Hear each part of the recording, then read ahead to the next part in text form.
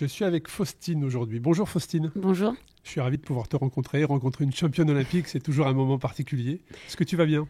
Eh bien, très bien. Je suis également ravie de vous rencontrer. Alors, moi, la première question tourne autour du sujet de notre podcast, Hors du cadre. Est-ce que quand on est médaillé d'or aux Jeux olympiques d'Athènes en 2004, en planche à voile, qu'on pratique ensuite le triathlon, qu'on passe par le pôle France à Brest, puis que on soit ensuite professeur du département STAPS, est-ce que l'on se considère comme hors du cadre? On va dire que j'ai un parcours où j'ai du mal à m'arrêter et les défis s'enchaînent. Et bizarrement, un peu tous les 4 ans d'ailleurs. Donc je reste un petit peu sur un cycle olympique. Et puis, non, hors du cadre, en fait, c'est une grosse déformation professionnelle, mais ça me fait vraiment penser à notre cadre de régate en voile. Et j'ai toujours tout fait pour pas en sortir. Donc c'est assez drôle en fait. Alors, on va revenir sur ton parcours. Tu vas nous expliquer les JO, mais aussi avant JO. Donc, comment tu es arrivé à pratiquer ce sport qui t'a amené au titre olympique? Tu es né à Brest, donc forcément, c'est un peu plus facile que si tu habitais à Chamonix, par exemple. Mais comment tu es arrivé à ce titre de championne olympique? Quelles ont été les étapes? Ouais, déjà, je suis issue d'une famille sportive avec un papa marathonien et coureur de 100 km à pied que je suivais tous les week-ends sur le bord de la route. En fait, je l'accompagnais sur ses courses. Et puis, alors qu'il venait de gagner une course, il a gagné un gréement enfant d'1,5 m. J'avais à l'époque 8-9 ans. Et je lui dis, ça c'est pour moi, quoi. C'est parti pour l'été. Donc je suis originaire de Brest, mais on avait une maison à Saint-Pabune, donc sur la côte nord finistérienne. Et tout l'été, en fait, j'ai passé mon temps à essayer de partir de la plage et d'aller là où je pouvais pas aller en me baignant, c'est-à-dire là où j'avais pas pied et le plus loin possible. Donc mon père me ramenait quand même. Et puis c'est né comme ça cette passion d'aller sur l'eau, de me déplacer avec le vent. Donc ça a vraiment été un coup de cœur. Déjà de pas y arriver tout de suite aussi, ça m'a bien plu. De devoir un petit peu s'acharner avant de réussir. Et puis ensuite, je pratiquais beaucoup d'athlétisme. Et à l'âge de 11 ans, j'ai eu des difficultés à jouer au coude à coude avec les adversaires. En fait, je supportais plus cette pression sur les départs, sur les crosses, et de devoir se mesurer constamment à l'autre. Et puis, j'ai demandé à... Tu veux dire, c'était le contact physique? C'était vraiment le... Ouais, c'était le stress plutôt de compétitif, l'enjeu de devoir se mesurer à l'autre et le côté de compétition rapprochée, quoi. Et donc, j'ai demandé à faire de la planche à l'année, mais sans compète. Et puis, malheureusement, mon père est revenu du club en me disant qu'il n'y avait plus de place dans le groupe perfectionnement. Donc, tu iras en régate.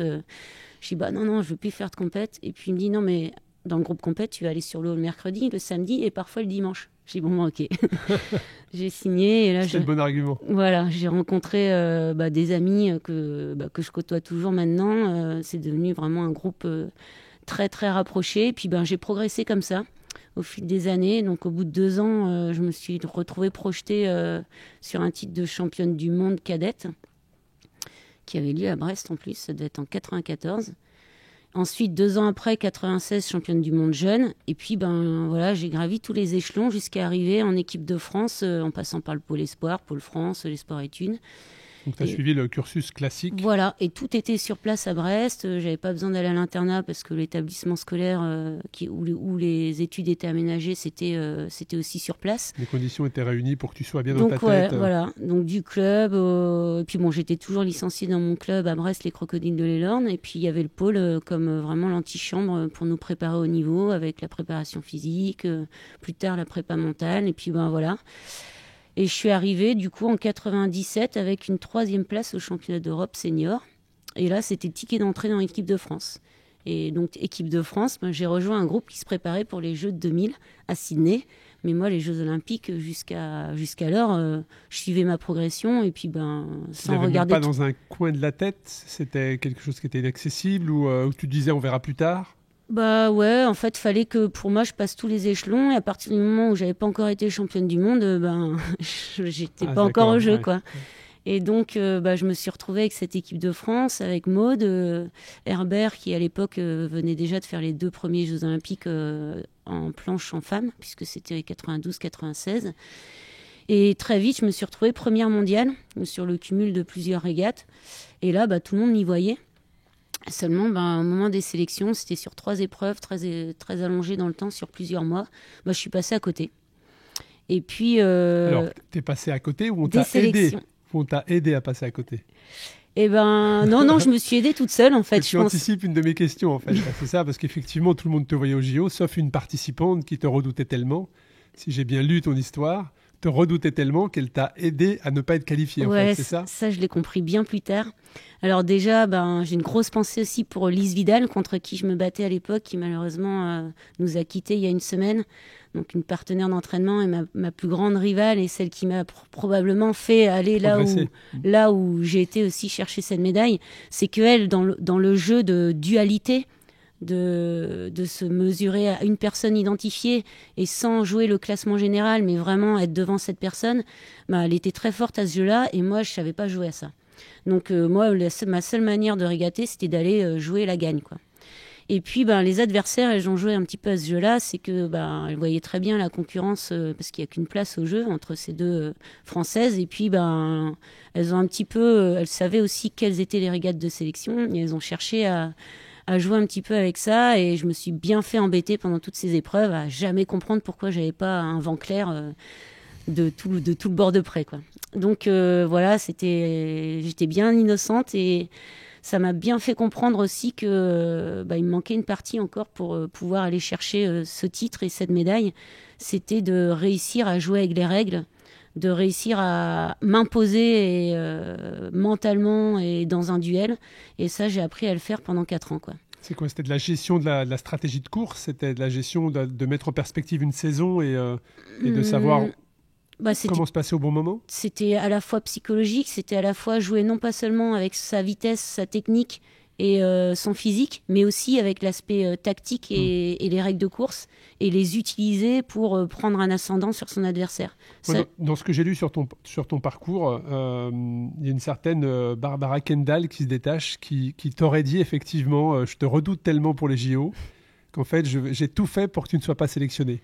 Exactement, elle vient me voir, j'étais abattue après la dernière manche sélective où je venais de comprendre que j'étais pas sélectionnée à quelques points. Et elle me dit exactement ça. Et là, je me dis, mais si elle me voit au jeu, c'est que j'ai tout à fait ma place. Donc, en gros, à ce moment-là, je l'ai regardée. Parce que c'était une des favorites. Ouais. Et c'était une médaillée sortante. Et je serai là dans 4 ans, quoi. Ça a été un tournant pour toi dans... Est-ce qu'il y a eu un avant et un après les mots qu'elle te dit, en fait?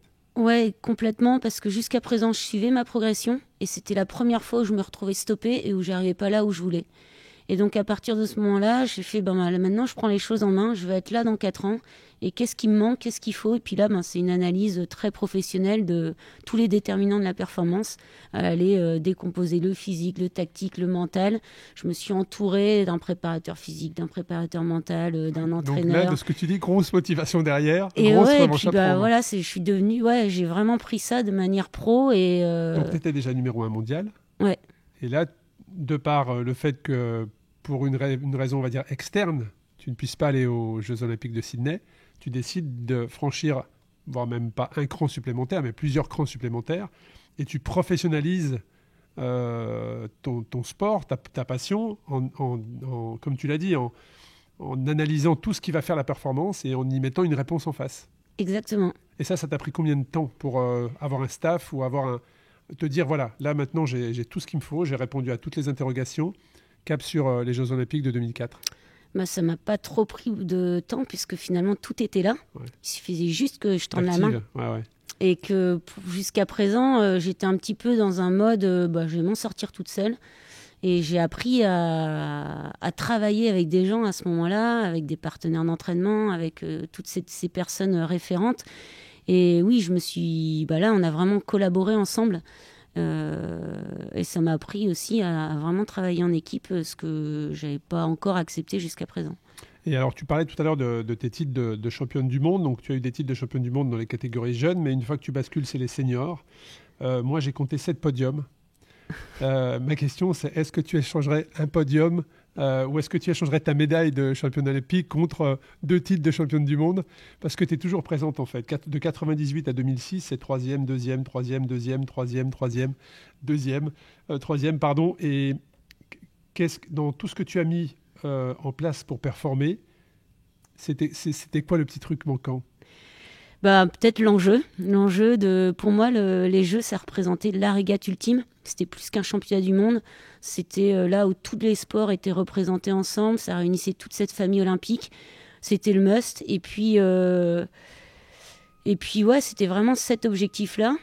Et finalement, les championnats du monde, on me l'a fait plusieurs fois avant les Jeux. Mais finalement, tu te retrouves au monde, tu fais toujours deuxième, troisième.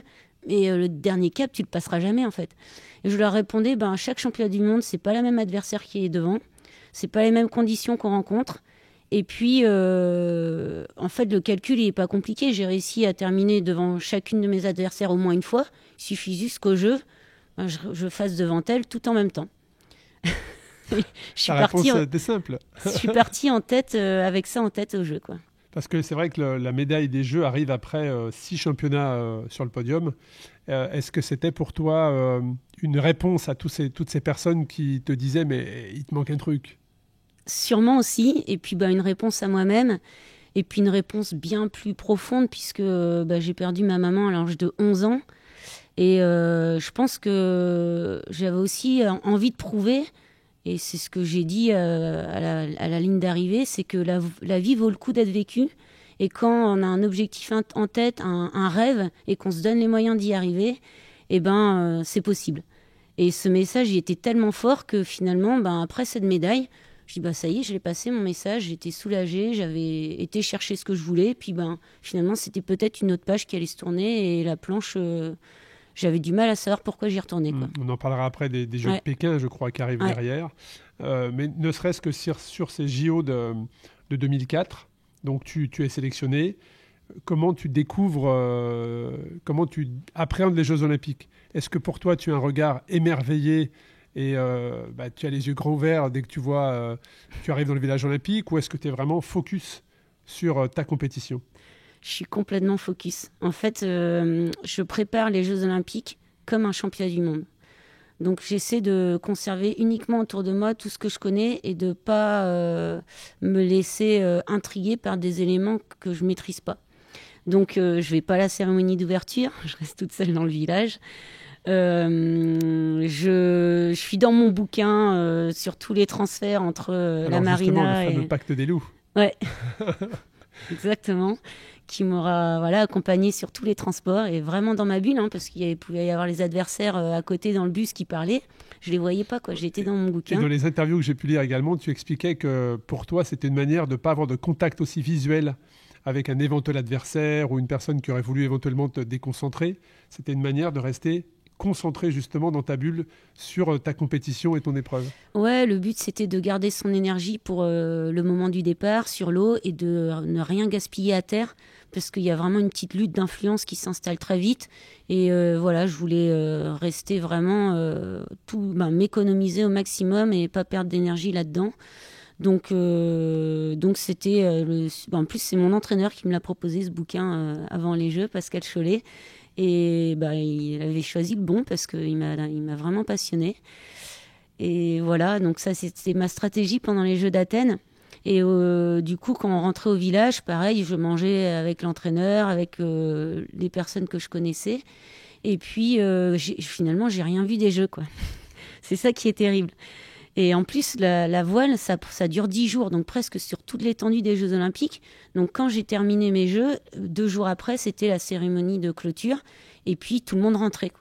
Donc je me suis retrouvée à la cérémonie de clôture où tout le monde explosait de joie. Et puis moi, j'étais là, je dis mais non, c'est pas possible, ça peut pas se terminer maintenant. Je commence à peine à savourer, à profiter, à découvrir tous ces athlètes de tous les sports. Et non, je veux pas que ça se termine, quoi. Mais 10 jours, en termes de pression psychologique, c'est long. C'est très long. En plus, on dort pas beaucoup. Pourquoi ? À cause du stress ou une sorte de décalage Le stress, c'était le stress, ouais. Et puis on refaisait la régate, même si j'avais toutes mes techniques de relaxation, de respi ventral, donc après le sommeil, on sait qu'on est prêt physiquement, avec quelques heures de sommeil, ça repartait le lendemain et puis ça tenait au mental, quoi. Mais on finit épuisé. Ouais. Et parce qu'il y a aussi une pression psychologique, parce qu'il y avait quelques frictions dans ce que j'ai pu lire sur les 10 jours, effectivement, entre le début de l'épreuve et l'épreuve finale. Il y a même parfois, ça aurait pu partir en réclamation de ce que j'ai pu lire. Comment tu as géré ça? Parce que la dernière étape, tu n'étais pas en tête. Ouais. C'est ça, c'était une Italienne qui pointait en tête. Comment tu as géré cette pression psychologique? Est-ce qu'à un moment donné, tu t'es dit, bon, ça recommence, je vais encore faire deuxième, encore faire troisième? Ou est-ce que pas du tout? Tu étais certaine d'avoir les capacités physiques et psychologiques pour gagner? Pas du tout.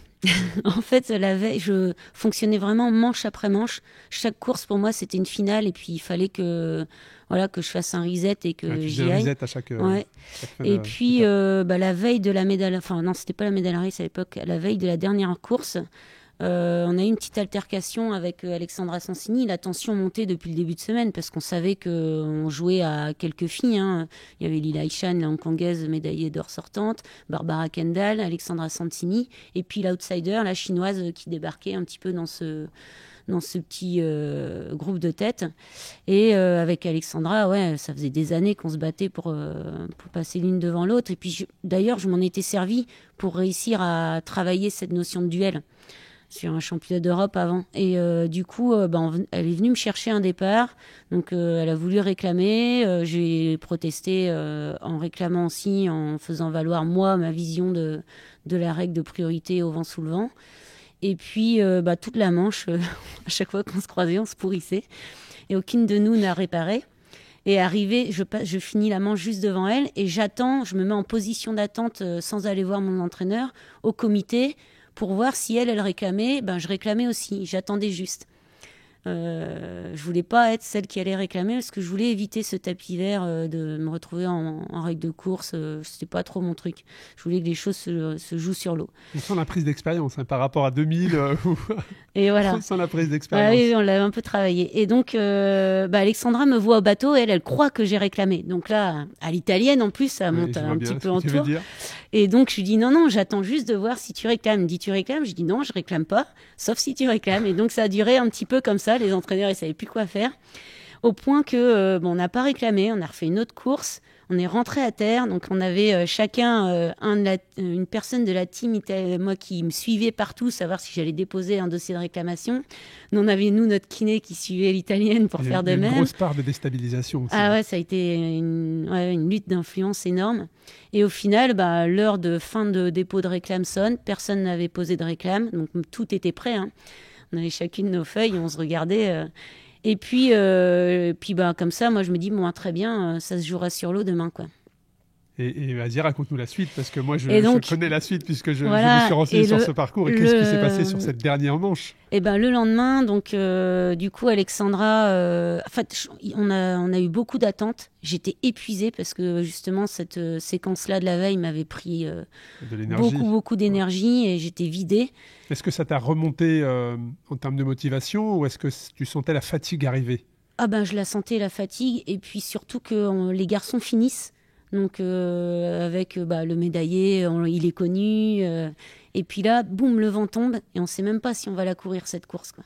Donc, on reste 1 heure sur l'eau à attendre. Et si tu ne la cours pas à ce moment-là, le classement final est annoncé ou elle est reportée? Non, c'était pas reportable, c'était fini comme ça. Sachant que tu n'étais pas en tête, tu n'étais pas médaillable. Mais après, je pouvais aussi faire 4 encore. Hein. Donc, tout pouvait se passer.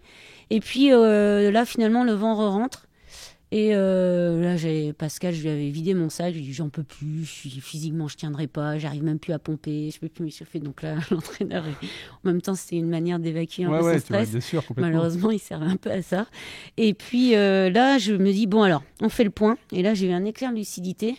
J'ai fait, bon, Barbara, dans ces conditions-là, il y avait peu de vent. C'est la plus âgée d'entre nous. Elle est aussi fatiguée depuis le début de la semaine. Alexandra, bon, elle doit pas être loin d'être dans le même état que moi. Et puis, Lila Ishan, elle est un petit peu plus loin en classement. Et puis, il y a cette Chinoise qui est plus jeune, qui est un monstre physiquement. Ces conditions-là, je sais que ça va être un moteur toute la manche. Donc, je me dis, finalement, le danger, c'est elle. Donc, si j'ai un choix à faire, c'est d'essayer de rester le plus près d'elle. Et je sais que si j'arrive à la tenir, eh bien, je devrais bien m'en sortir à la manche. Et c'est le choix stratégique que je fais, mais quelques minutes avant le départ. Et là, donc, tu l'annonces à ton entraîneur? Je pense que je l'ai annoncé. Ouais, je suis revenue le rassurer un peu quand même. Histoire qu'il vive un peu la manche de manière un peu plus agréable. Et donc, je pars. Et là, je surveille quand même les autres adversaires, même si je reste sur mon plan avec la chinoise. Là, déjà, il y a un rappel individuel qui est appelé. On ne sait pas qui c'est. Et je vois Alexandra qui part à l'opposé. Et puis en plus, l'analyse stratégique du plan d'eau faisait que dans ces conditions-là, c'était plutôt à gauche qu'on prenait moins de risques. Et le plus grand pourcentage de la flotte était sur la gauche. Donc elle prenait un risque énorme à partir un peu toute seule à l'opposé. Donc je reste dans mon plan. Et puis je tiens en me disant, il ne reste plus qu'à croiser les doigts pour savoir qui OCS a la boue au vent, parce que c'est là qu'il l'a annoncé. Donc la chinoise passe en tête, la norvégienne deuxième, et puis là j'entendais les coups de sifflet, et moi juste derrière. Et en fait c'est la norvégienne qui était OCS, donc qui saute, et donc je me retrouve deuxième, et le but après c'était de tenir toute la manche, et que Alexandra revienne pas à moins de 2 places derrière moi, quoi. Enfin, c'est ce qui s'est passé. Et donc, comment tu as analysé cette décision de l'Italienne? Elle a craqué sous la pression, Pour moi, c'est un craquage, ouais, clairement. Ouais, parce que là, il y a une prise de risque énorme. Même après un départ raté, elle avait les moyens de revenir au contact. Et là, elle choisit de fuir, quoi, en fait. Ouais. Et tu sais, quand je rencontre beaucoup de sportifs à travers mes podcasts et on échange de nombreuses fois, et souvent je dis j'imagine, puisque dans certaines situations, je peux m'imaginer. Mais là, je ne peux pas m'imaginer. Donc, est-ce que tu peux nous raconter ce que ça fait quand on prend conscience qu'on est champion olympique? Alors, au début, j'ai eu du mal. Parce qu'en fait, ça faisait 10 jours que j'étais vraiment concentrée à essayer de contrôler mes émotions, à vraiment rester dans le cadre. et puis, je passe la ligne. Et il y avait tous ces médias qui arrivaient sur moi. J'ai dit, mais tant que l'Italienne n'est pas arrivée, je ne peux pas encore me relâcher et me dire, c'est bon, c'est fait. Et là, je suis allée vers le Zodiac de mon entraîneur. Et puis, clairement, il a sauté de son Zodiac et il m'a mis la tête dans l'eau. Et là, je fais, c'est bon. Ça y est, je peux enfin relâcher et me dire que c'est fait. Et là, finalement, on sort de sa bulle. Et puis, ce qui est magique, c'est de pouvoir partager ça avec tout le monde et de voir cette médaille, comment on peut la partager et ramener finalement le sourire et de l'émotion auprès de toutes ces personnes qui nous ont accompagnés, quoi. Est-ce qu'après, tu vas faire une bise à Barbara Kendall ou pas? Non, mais on s'est... Alors peut-être qu'elle vient te féliciter. Oui, voilà. Elle vient me féliciter. Il y a un respect énorme entre nous. On s'est entraînés ensemble aussi après. J'étais parce qu'on était sur son île à Auckland. J'étais en week-end avec elle, avec sa famille. Donc c'est quelqu'un qui est devenu une amie aussi. Et vraiment... Oui, elle a joué son atout. Et quelque part, peut-être qu'elle savait ce qu'elle faisait. Hein. Ouais, peut-être que c'était ma manière de me consoler et me dire, t'inquiète, tu reviendras dans 4 ans, et qu'elle le savait, ouais. Et qu'est-ce qui se passe derrière? Parce que tu sais, on parle souvent de cette émotion que tu viens de parler, hein, la prise de conscience, l'acceptation aussi, mais l'après-médaille, comment ça se passe quand tu prends un shoot d'adrénaline comme ça, des émotions un peu dans tous les sens? Est-ce que tu as accepté, est-ce que tu as pris conscience de ce que tu avais fait rapidement, ou est-ce qu'il t'a fallu des jours, des semaines, voire des années pour comprendre l'exploit que tu avais réalisé? Alors, sur le plan sportif, je m'en suis rendu compte tout de suite. Parce que c'était vraiment la chose que je visais le plus haut possible et que je l'avais faite finalement de manière assez accélérée, quoi, en peu d'années de compète. Après, sur vraiment ce que représente la symbolique des Jeux et ce que représente une médaille olympique, pas du tout. Parce qu'en plus... justement, pour rester dans cette bulle, j'avais aussi demandé à éviter les interviews 2 semaines avant les Jeux, quoi. 2 semaines avant les Jeux, j'étais avec ma tente, mon vélo, ma planche de fun, tous mes jouets dans un camping à Saint-Pabu, éloigné de tout le monde. Et j'avais juste demandé à trouver un coin où il n'y avait pas trop de monde. Et voilà, et donc c'est sûr que de sortir de cette bulle-là et de se retrouver embarqué dans cet élan médiatique qu'on ne connaît pas du tout, parce que la planche à voile olympique, à l'époque, en dehors des Jeux et d'une médaille, personne ne savait ce que c'était. Et puis ma nature faisait que j'étais pas non plus à aller courir après les interviews, la preuve. Donc du coup, ça a été un petit peu déstabilisant. Ouais. Et l'acceptation personnelle, c'est-à-dire, là tu nous parles de la déstabilisation, les sollicitations, mais toi, avec ta personnalité, est-ce que peut-être aujourd'hui, tu n'as toujours pas accepté ou validé le fait que tu as été championne olympique? Tu vois ce que je veux dire? Quelquefois, ça peut perturber et les gens ne se rendent pas vraiment compte de ce qu'ils viennent réaliser. Oui, et en même temps, à travers une médaille, c'est une personne. Et voilà,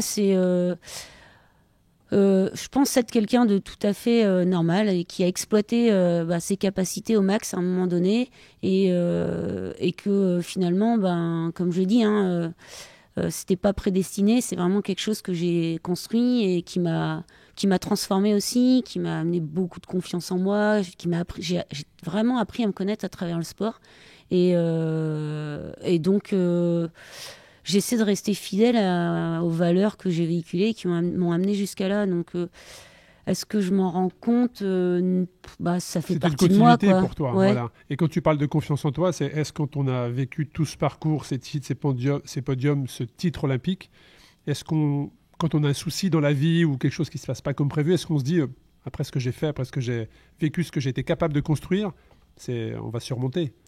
On s'appuie là-dessus, c'est sûr. Ouais. Et puis, par contre, il y a le côté aussi qu'on a toujours envie d'un nouveau défi, d'un nouveau challenge. Et moi, c'est à travers l'activité physique, clairement, aussi que je les trouve, ces défis. Et donc, tous les jouets qu'on m'avait demandé de ranger parce que j'arrêtais pas de me blesser pas longtemps avant les Jeux, aujourd'hui, j'ai juste une envie, c'est en fonction de la météo, en fonction du temps que j'ai, je choisis mon activité et je me mets moins de contraintes. Mais 2004, donc médaille d'or olympique, est-ce que derrière, on se projette tout de suite dans 2008 ou on se projette dans autre chose ou justement on se dit, bon voilà, maintenant, j'y suis arrivé, quoi. Je suis tout en haut, on passe à autre chose. Ouais, alors là, encore une fois, ça a été très compliqué parce que physiquement, je pouvais continuer. J'étais pas encore trop vieille par rapport à la pratique, même pas du tout. Vraiment, tous les feux étaient ouverts de manière extérieure pour continuer et puis aller sur une autre Olympiade. Mais j'avais aussi en tête que la voile olympique, pour moi, c'était un sport, c'était une passion. J'allais pas en vivre. Et que j'avais à cœur de terminer mes études, de passer un concours, d'avoir un métier d'assuré avant de repartir sur une nouvelle Olympiade, de la vivre différemment. Et donc, c'était un petit peu mon objectif prioritaire après les Jeux. Avant la sélection aux Jeux de 2000, c'était déjà de valider mon concours, que j'ai en 2007, avec 3 ans à Paris quand même. Donc, ça ne facilite pas les entraînements.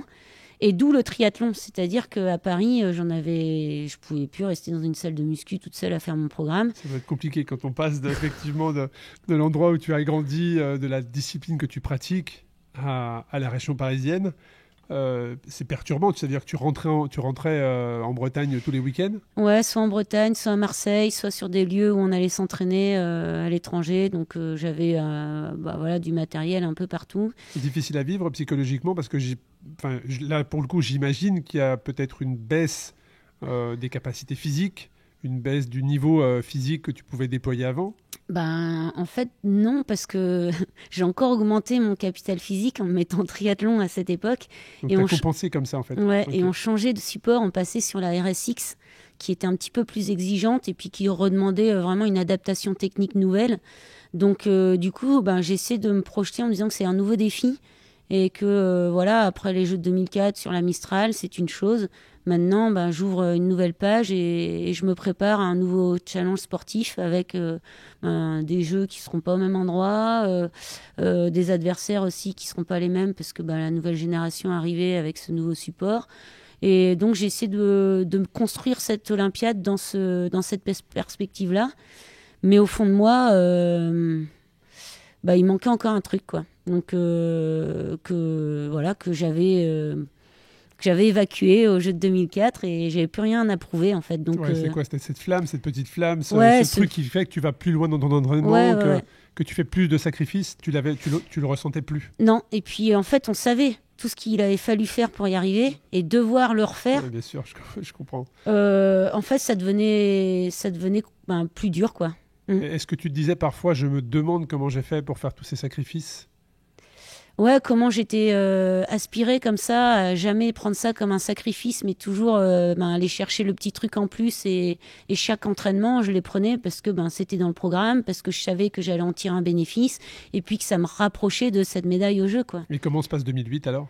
2008 se passe un peu à reculons, c'est-à-dire que je fais les sélections. Sur les PO, les répétitions des jeux, en fait, je gagne parce qu'il n'y avait vraiment pas de vent. Et j'étais devenue une machine à pomper avec le tri. Donc, du coup, je m'impose par un physique. Mais bon, au jeu, Tu savais que ça passerait pas au jeu. Je pouvais pas rester avec une. Je savais que dans le vent, j'avais encore un déficit technique. Et quelques mois avant les jeux, je pensais avoir comblé ce déficit avec un type de matériel bien précis. Et au jeu, le matériel était tiré au sort. Et j'arrivais pas à réadapter cette conduite fine avec du matériel que je connaissais pas. En tout cas, on n'avait pas assez travaillé de cette manière. Et donc, voilà, je savais que j'avais cette petite carence dans une petite tranche de vent, et puis on va pas au jeu en se disant on croise les doigts pour que ça tombe pas là-dessus. Et puis la pire des choses est arrivée, c'est qu'on a eu un reste de typhon pendant 3-4 jours, où là les manches se sont enchaînées, plus le début des jeux où je trouve pas ma planche pour aller sur l'eau à la première manche, la japonaise qui l'avait pris sans faire exprès. Stratégique ou pas stratégique? Non, je pense pas. Vraiment, c'était pas voulu. Non, parce que vu comment elle a réagi quand je lui ai dit mais t'as ma planche, j'étais sur l'eau avec mon gréement, parce que je savais même pas où était sa planche en fait, donc j'ai même pas pu la prendre. Elle l'avait laissée dans sa housse en haut. Et donc, et puis après, on m'a réclamé dessus, on m'a forcé à la faute. Voilà, le premier jour, il a commencé déjà. Moi, j'étais la tête à abattre, quoi. Et puis on allait jouer là où je voulais pas, donc j'ai pas eu l'impression de maîtriser les jeux du tout, quoi. Et est-ce que ces jeux-là, tu en as plus profité de l'environnement pour un peu te rattraper ou... C'était aussi une stratégie que je m'étais mis en place pour vraiment me dire, tu es sur une épreuve exceptionnelle, tu as la chance d'y être, tu représentes la France, voilà, tu as un devoir aussi de donner vraiment le meilleur de toi-même. Et en même temps, on était à Qingdao, donc très très éloigné du cœur des Jeux, à Pékin. Donc on n'avait pas eu droit à ce coup-ci d'aller à la cérémonie, alors que j'aurais bien été. Et puis on était dans une marina et un hébergement qui était sur la marina, donc on quittait jamais cet environnement. On déjeunait en face de ses adversaires, on dînait en face de ses adversaires, on gréait en face de ses adversaires. Et puis même au sein de l'équipe de France, comme ça a très mal commencé, et puis j'avais cette casquette de capitaine de l'équipe où je devais montrer le bon exemple. Et puis quand c'est le capitaine qui commence au plus mal, c'est difficile aussi d'avoir ce rôle-là quand ça va pas. Donc je me suis cachée à travers les autres disciplines devant mon écran et je vivais les jeux. Voilà, ma dernière manche des Jeux de 2000, j'étais dans ma chambre, je voyais le pavillon qui disait si on pouvait aller sur l'eau ou pas, tout mon matos était prêt et je suivais le triathlon. Ils étaient à leur deuxième tour de vélo, quand notre pavillon s'est affalé. Et mon seul but, c'était de faire ma manche, de revenir et de voir le résultat du tri avec les Français. Il y avait Fred Bellovre à l'époque, Carole Péon, Jessica. Et donc, du coup, forcément, c'était fini quand je suis revenue, mais je signe ma meilleure manche des yeux, troisième, en n'étant pas échauffée. Et voilà. Donc, on a compris dans ton discours, effectivement, que le triathlon était déjà arrivé dans ta vie. Et derrière, qu'est-ce que tu te dis quand tu reviens de Pékin? Maintenant, je me fais plaisir, je me fais plaisir avec le triathlon. Tu as fait encore un peu de planche. Comment s'est passée cette transition entre planche et triathlon? Parce que derrière, tu vas en faire. Tu vas avoir des titres en triathlon. Donc, tu vas vraiment t'entraîner et essayer d'optimiser tes résultats dans ce sport. Ouais, en fait, on dit que la transition et la reconversion des sportifs, elle est très compliquée. Donc, je m'attendais à avoir un gros vide et à me dire, voilà, faut que je me fasse accompagner parce que ça va être dur d'arrêter. Et au final, en fait, ça a été une délivrance. C'est que dans ma tête, j'avais déjà fait tout ce petit chemin de reconversion. J'avais mon diplôme, j'étais prête à rentrer vraiment dans la vie professionnelle. J'avais le triathlon comme palliatif pour, on va dire, décélérer le côté compète et puis redécouvrir une autre épreuve avec des personnes, avec un autre environnement. Voilà, tout ça, je l'avais déjà construit en fait. Et du coup, quand les Jeux se sont terminés, je suis partie là-dedans. J'ai voulu travailler tout de suite, alors qu'on me disait t'as le temps parce que j'étais en poste de détaché INSEP. Je dis non, moi il faut tout de suite que je passe à autre chose, je vais pas rester. Et puis le triathlon, je savais que voilà, j'allais pas en faire, j'allais pas aller chercher des titres. C'était juste pour te faire plaisir et optimiser ta propre performance. Et puis pour pas avoir ce vide de se dire je me réveille le matin pendant des années, j'avais un programme, j'avais ça à faire. Et puis là, ça permettait de garder un petit rythme. Aussi le temps qu'on passe à autre chose, quoi. Justement, passer à autre chose, tu l'as utilisé juste avant, ça voulait dire que derrière, tu as annoncé à tes proches, ton environnement, que c'était terminé? Ouais, en fait, je disais, maintenant, voilà, côté sportif, c'est bon. Et je veux passer du temps avec mes amis, avec mes proches. Ça y est, je suis prête à construire une famille. J'ai des désirs de me poser, de m'installer en couple, d'avoir un enfant. Le problème, c'est que j'avais passé 10 ans sur l'eau et qu'en attendant, tous les copains et tout, ils étaient déjà dans cette phase-là. Et là, on se retrouve un petit peu en décalage et c'est vrai que ça, on le décide pas en fait. Donc, cette phase-là, il a fallu la construire tranquillement, quoi. Ouais. Et après, donc, le triathlon, tu performes, puisqu'il y a un titre de championne de Bretagne en longue distance en plus. Est-ce que là aussi, c'était juste un plaisir ou le triathlon est arrivé quand même en, je ne sais pas si on peut dire un effet de mode, mais c'est à exploser. Avant, faire un Ironman, c'était exceptionnel. Maintenant, je dirais que beaucoup de personnes peuvent le faire. Est-ce que tu as eu l'envie de pousser plus loin cette discipline et d'aller chercher, pourquoi pas, le haut niveau ? Ou est-ce que tu étais juste pour avoir un équilibre personnel ? Ouais, je pense que c'était juste par équilibre personnel parce que je savais qu'en natation, le niveau était très très fort et que j'ai toujours été un plomb dans l'eau. En fait, j'ai pas assez nagé derrière ma planche, je pense. Donc, ma compète en tri, elle commençait quand je montais sur le vélo, en fait. Et en plus, ma première compète de triathlon, c'était une D1. Ah oui, avec directement. Boulogne-Billancourt. Hein, donc là, ça m'a fait bizarre en sortant de l'eau. Et puis bon, finalement, j'ai réussi à grappiller quelques places. Mais non, en fait, là où je trouvais le plaisir, c'est que je pouvais utiliser tout le bagage que j'avais de connaissances de ma gestion d'efforts. Et les transitions, c'était un régal parce que j'arrivais à vraiment optimiser cette phase-là, alors que j'étais débutante dans le tri. Et ça se faisait de manière très fluide parce que tout était calculé dans ma tête, tout était déjà ajusté. Et quand on faisait les courses par équipe avec les filles, c'était pareil. Je prenais un malin plaisir à ce que on soit en phase chacune. Je verbalisais à voix haute chaque phase de la transition pour qu'on gagne du temps là-dessus, et que ça soit synchro.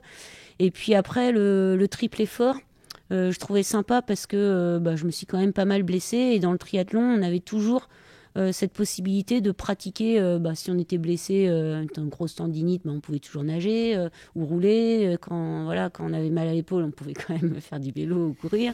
Donc ça m'arrangeait bien en fait. Et il y avait toujours ce côté, les tris que j'ai préférés, c'était ceux où on était en mer. Donc où on partait sur la plage, où il y avait un peu de vagues, un peu de courant, un peu de vent. Et sur les trajectoires, c'était pareil aussi. Moi, comme je nageais pas bien, j'optimisais là où je pouvais le faire sur gagner quelques mètres sur les trajectoires, quoi. Et comment tu es arrivé au pôle voile à Brest ? Alors en Quel était le cheminement ? Ouais, j'ai fait des études en STAPS et j'avais passé le concours du professorat de sport, donc qui est un petit peu donc il y a le CAPES vers l'éducation nationale et le professorat de sport qui amène plutôt à un profil d'entraîneur, à travailler auprès des fédés, donc côté ministère des Sports, à être conseiller technique. Voilà, donc j'avais passé ce concours-là. Et puis, ce concours, il nous amène soit à être dans le haut niveau à entraîner, ou bien à être rattaché à une DR ou encore à une ligue. Et moi, j'avais pas voulu recommencer dans le haut niveau. Je leur dis, non, il faut que j'apprenne le métier à la base, il faut que je retourne au contact des clubs, au contact des jeunes. Et une fois que j'aurai construit cette base, je pourrais peut-être revenir encadrer vers le haut niveau. Et puis, au bout de 4 ans à la ligue, le DTN est venu me trouver, il me dit, il me faut quelqu'un pour la direction du pôle, j'ai pensé à toi. Et là, je fais, oui, pourquoi pas en fait. Hein. Et ça m'a rattrapé. C'était 4 ans, encore une olympiade. Et donc j'ai été 4 ans à la direction du pôle. Et là, on vit au contact des jeunes. C'est la transmission, c'est organiser leur vie, puis montrer que derrière tout ce qu'ils construisent à travers ces années de sport-études, de sportives, c'est aussi des choses qu'ils vont utiliser derrière. Dans leur vie professionnelle, leur vie personnelle, et que même s'ils n'arrivent pas à décrocher leur rêve, leur titre, de toute façon, c'est une école, une formation énorme, et une chance d'être là. C'était aussi le message à faire passer aux parents. Et puis cette reconversion aussi qui était quand même un cap difficile, et ça me tenait à cœur du coup d'accompagner les jeunes dans la réussite, quoi, malgré... quand ça réussissait sur le côté sportif, c'était très bien, mais aussi dans d'autres domaines si ça passait pas côté sportif. Et quel est ton quotidien aujourd'hui ? Quelle est une journée type pour toi ? Eh bien, la journée type qui me va bien, c'est que je vais à la fac à vélo. Comme ça, je sais que déjà, pendant ce temps de trajet, je ne suis pas stressée à gérer le temps parce que finalement, le temps est beaucoup plus précis à vélo qu'en voiture parce qu'il n'y a pas les bouchons. Et donc, voilà, je peux m'évader un petit peu. J'ai ma petite activité et puis je me prépare un petit peu aussi aux cours et à la rencontre avec les étudiants. Et puis après, c'est essayer d'avoir une petite activité dans la journée en fonction du temps que j'ai. Et puis voilà, si possible, avec des amis, parce que le sport, pour moi, c'est le partage aussi maintenant. Et voilà. Et cette médaille, elle est toujours en vue chez toi, elle est exposée quelque part, où tu sais où elle est, mais elle n'est pas forcément exposée? Alors, je sais où elle est. Elle n'est pas exposée. En fait, la boîte a la forme d'un livre, donc elle est dans ma bibliothèque.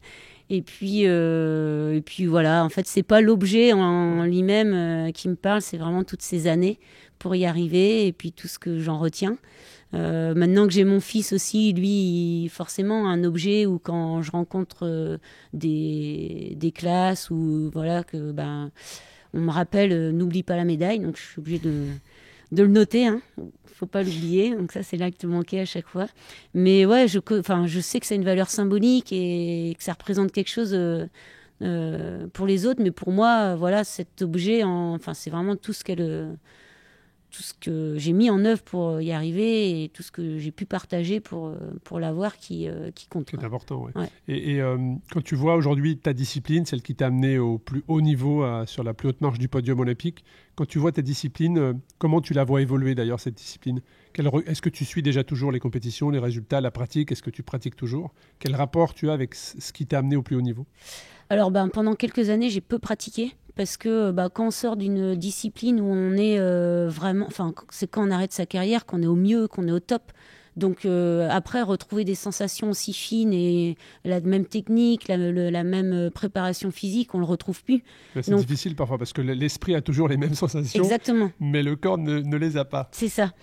Et donc, je me suis écartée un peu, je me suis mise au kite parce que mon conjoint pratiquait le kite, et puis j'avais envie de découvrir d'autres activités où je sentais que j'allais toujours progresser, continuer à découvrir d'autres activités. Donc, et puis comme j'entraînais pas mal en planche, quand on n'entraîne pas, on a envie de couper un peu avec le côté vie professionnelle. Donc, ouais, je me suis un petit peu écartée. Et puis là, je reprends plaisir à travers le windfoil. Parce que c'est une nouvelle pratique, on réapprend à naviguer différemment, des sensations très fines. Et donc, je reprends goût avec toujours ce petit challenge de me dire, tiens, aujourd'hui, quel cap je vais passer, qu'est-ce que je vais réussir à ressentir sur l'eau de mieux. Voilà, donc ouais, la passion est toujours là. Et puis ce que je sais, c'est que ce résultat, cette médaille, je l'ai eu en planche. Et voilà, cette rencontre avec la planche, c'est ce qui fait que j'ai pu aller chercher le meilleur niveau. Je l'aurais pas. Je pense que dans aucune autre discipline, j'aurais pu y arriver, quoi. Et j'ai cru comprendre que ton vélo n'était jamais très loin, également. Ouais. Mon vélo, oui, parce que en fait, quand j'ai commencé le tri, je me suis rendu compte. Je pensais que ça allait être la course à pied, mon premier sport où j'allais être finalement m'en sortir le mieux. Et je me suis découvert qu'à vélo. À vélo, j'étais très très bien en fait. Ouais. Et tout à l'heure, avant d'ouvrir les micros, d'enregistrer, tu nous expliquais que tu commençais à ressentir des douleurs. En fait, tu avais des épaules de rugbyman, des chevilles de marathonien. En fait, ton corps compose différents sportifs, c'est ça? Ouais, j'ai un peu poussé à bout parce que j'avais un gabarit déjà qui n'était pas extrême pour la planche. Et donc, je compensais par un engagement physique et une prépa physique au top, mais qui m'a aussi... C'était à la fois mon point fort et mon point faible, c'est-à-dire que j'étais toujours à la limite. Et souvent, quand je revenais d'un stage ou d'une compète, mon moyen de décompresser et puis de récupérer, c'était d'aller me rajouter des activités avec les copains, donc VTT, surf, planche dans les vagues. Et puis à chaque fois, c'est là que je me blessais parce que c'est là où c'était pas dans le programme et puis c'était pas pris en compte dans ma charge d'entraînement. Et puis c'est là aussi où on se laisse aller un petit peu, on est moins à tout contrôler. Et malheureusement, je me suis, au niveau traumato, voilà, tous les petits bobos du planchiste, je les ai expérimentés, quoi. Et toi qui es maintenant dans le partage, dans la transmission, est-ce que tu observes, est-ce que tu remarques, est-ce que tu repenses aux erreurs que toi tu as fait quand tu étais jeune et que tu aurais pu éviter? Ou Oui. est-ce que ton parcours était linéaire et à ce moment-là, tu avais tout optimisé? Je pense qu'à ce moment-là, j'ai tout optimisé. Après, c'est sûr que dans la connaissance de la prophylaxie, la récupération, on n'était pas. L'analyse de la discipline, elle n'était pas aussi poussée que ce qu'on a aujourd'hui. Mais en même temps, mon tempérament faisait que je m'arrêtais pas. Donc, on avait beau me dire de lever le pied, j'y allais quand même. Donc, au final, non. Je suis pas sûre que ça aurait changé grand-chose. On arrive sur la fin de l'épisode. Quel message tu souhaiterais faire passer aux auditeurs qui écoutent? En fait, voilà, c'est super important de trouver quelque chose, un objectif ou un rêve. Hein. Quand je dis objectif, c'est peut-être un peu trop sérieux. Voilà, une quête qui tient, quoi. Ouais, une quête qui tient à cœur et qui va vraiment nous guider pendant des années et puis de suivre et se donner les moyens. Surtout se donner les moyens parce que au fond, on a plein de personnes qui sont là pour nous aider. Il faut l'accepter aussi, c'est pas évident d'accepter l'aide, mais que le projet, il part de nous, quoi. En fait, souvent, au centre de la performance, on met l'athlète, et moi, je dirais que c'est le projet qu'il faut mettre au centre, et l'athlète, il doit adhérer à ce projet, et c'est le premier moteur dans le projet, et d'avoir un projet comme ça fort, et d'aller jusqu'au bout, c'est la meilleure façon de sentir qu'on est vivant, et voilà. C'est une très belle parole de fin d'épisode. Je te remercie beaucoup pour le temps que tu nous as consacré. C'est merci à vous. Une très belle histoire. Et on va suivre également l'avenir avec un grand intérêt. Merci beaucoup. Merci.